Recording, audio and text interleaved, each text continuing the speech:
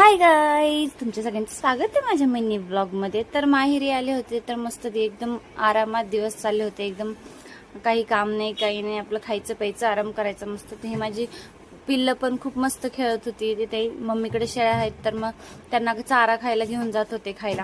आणि मग नंतर आता मयुरेश आणि मला थोडे सेटल झाले होते, कारण त्यांना सगळे माणसं ओळखीचे वाटायला लागले होते। दिव्याला आणि हर्षूला तर इतके त्यांची मस्ती चालू होती। त्यांनी सारखा चुप बोलायचा, त्याला असं मजा यायची, जायचे, खेळायचे, मारामारी करायचे।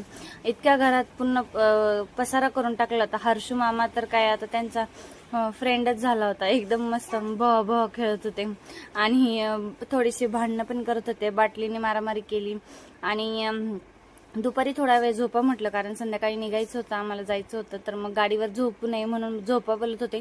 तर सृष्टी पण आली, मग त्यांच्यासोबत मस्त खेळत होते दोघं अजून। मग झोपले पण नाही ते, तर मला माहित होतं आता ते गाडीवर जाताना आम्ही ते झोपणारच आहेत। तर मग फायनली आता गुड बाय करायचं होतं, कारण आम्ही निघालो होतो रिटर्न सासरी जायला।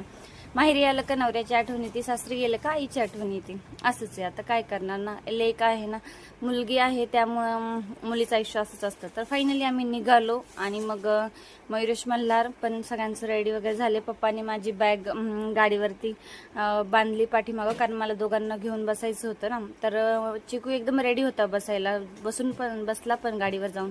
मल्हार बसत नव्हता, त्याला वाटतं मी येते की नाही येते, ही थांबते की काय येतं। तर फायनली मग असं आलो आम्ही इकडे सासरी। मयुरेश आणि मल्हार ते एकदम खुश झाले, कारण त्यांचा कम्फर्ट इथेच आहे ना। आता लहानपणापासून ते इकडेच राहतात, त्यामुळे त्यांना इकडे खूप बरं वाटतं। पण तिकडच्या आठवणी पण आम्ही मनात साठवून आलो होतो। चला तर मग भेटू पुढच्या ब्लॉगमध्ये। Tata, bye bye, see you.